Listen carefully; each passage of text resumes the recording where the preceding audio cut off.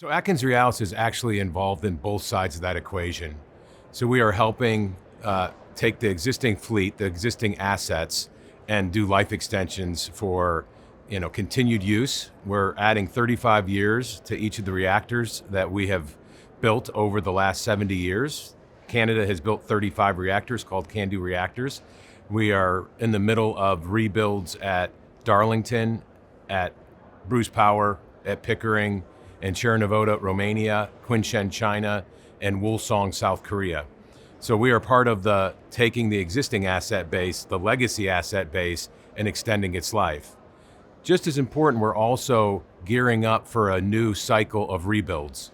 So the CANDU technology is a technology that Atkins Realis is the exclusive IP holder or the exclusive OEM steward of that technology. And we're working with utilities around the world, not only in Canada, but in Eastern Europe, in the ASEAN countries, in the United States, to actually bring new CANDUs online, so new builds. The opportunities are enormous. I think, as everyone knows, energy demand has shifted way right. A lot of it is driven by the replacement of fossil fuel in our kind of base loads that are used around the world for electricity generation. And we have the hyperscalers and data centers that are actually adding significant demand that didn't exist before. All of that is also being amplified by population growth in jurisdictions around the world. All of it means that today there are 425 nuclear power stations producing electricity around the world, somewhere around 8 to 10% of the world's electricity from nuclear. Nuclear is trying to replace the fossil base load we have in place today and also address the increasing demand, which is increasing at an increasing rate. It means about 1,000 to 1,200 new full gigawatt scale nuclear power stations that need to be built by 2050. I think, as everyone knows, at COP 38 in Dubai, actually 38 countries made pledges to triple their nuclear output.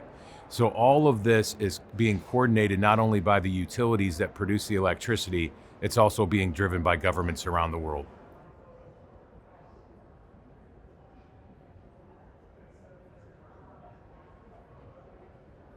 Atkins Realis is supporting nuclear in many ways. We have the OEM, we're the OEM for the CANDU technology, which is the indigenous technology created by Canada starting in 1950. And what that means is we provide the reactor proper and all of its components, and we service those machines to keep them operating at full capacity. So in that regard, we're an OEM. But another big part of our business is supporting other OEMs.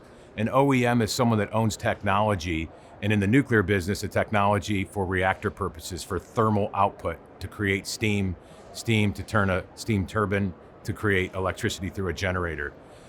So although we have our own technology, we support SMR programs around the world, and we also support fusion programs and propulsion programs with just engineering design. The detailed engineering required to verify and validate these assets for the safe use and licensing, and then to actually build the asset in the field. So our contribution and our focus is twofold: to actually bring our technology into the marketplace and also support a whole host of other technologies, some that are alternatives to our technology. So from an engineering standpoint, these objectives are very synergistic, and we believe that our offering is very valuable to the marketplace, not only to ourselves, to our customers and to the ratepayers, but also to other OEMs that are trying to create technology, obviously, to address the increasing demand we see in the world today.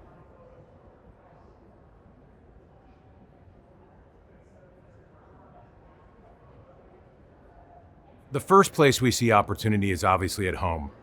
And Canada has around 20 operating nuclear power plants in its country today, with a aspiration to build as many as 20 more. So we are working actively in support of Canada with its own indigenous technology to bring those new assets into the marketplace. From an export standpoint, we've done a lot of market analysis with our technology and those countries that would be interested in our value proposition. Right now, we believe there is great opportunity for our product in Eastern Europe. So we're currently working in CERAWeek, Romania, There's already 2 CANDOs there, and we're under contract to build 2 more. We're working with the Polish government and the Polish utilities to bring CANDO into Poland. We're also working with the Turkish government, who have 4 Rosatom reactors under construction today, but they, just like everyone else, need more, and we're working with them to possibly bring CANDOs to Turkey. Another area that we're focused on that we think is really interesting for our product is the ASEAN region. So there are 8 or 9 countries that make up the ASEAN countries. We call them the Asian Tigers, and we are talking with 5 or 6 of them right now. They're new. They don't have nuclear reactors or nuclear assets in their country, so we're helping them establish regulators, understand what the dynamics are, and helping them choose the technology, big versus small, and if they choose big, what are the big options that they have, and what option fits them best, and how do you get these assets to market through a final investment decision and financial package. The last region that we're really looking at is the United States. So the United States has great OEMs, great technology. Westinghouse has the AP1000.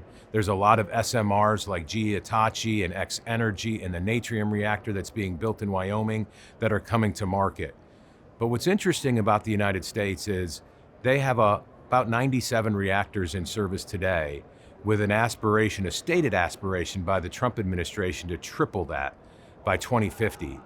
And there's going to be so much work, and we believe saturation, that a CANDO technology from Canada fits nicely into the United States as to address the increasing demand when you have a limited supply, and also to address hyperscaler demand.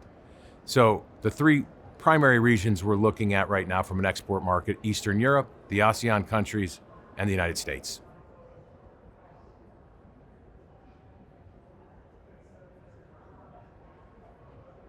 Innovation is an important part of the nuclear offering. What we've done is the assets that are in Canada have recently gone through and continue to go through a life extension program. So that's existing assets that are end of life. Rather than decommission those assets, how do you rebuild them to give them another 35 years of life? When we rebuild those assets, life extend them, we're also taking the opportunity to include betterments. So innovation along the way that causes output to go up, reliability to increase, and safety to improve. So innovation is what we do every day. When we're talking about new builds, how do we take those products that are tried, true, and proven and really eliminate, to the best of our ability, first-of-a-kind risk? If you look at a fission reactor, that technology, that calculus was solved a long time ago. It's how do you make it more reliable, and how do you make it more safe, and how do you increase the thermal output? So we are taking the products we have, and we're taking the innovation that we've discovered along the way through use of those assets. We're putting those innovations into the product, and those innovations are proven, demonstrated in the field, which accelerates the timelines for licensing and also mitigates or reduces the risk associated with first-of-a-kind. So it's a delicate balance. You want to have innovation, and you want to constantly be pushing these assets, this technology, to the next level and bringing in modern day techniques and technologies into those assets. But at the same time, you don't want to create first-of-a-kind risk that typically causes costs to go up and schedule to go out. So we're addressing both of them. We're still innovating, but we're also mindful that first-of-a-kind risk is something that all utilities, customers, and governments avoid, because the consequences are significant, not only from a cost perspective, but from an industry credibility perspective as well.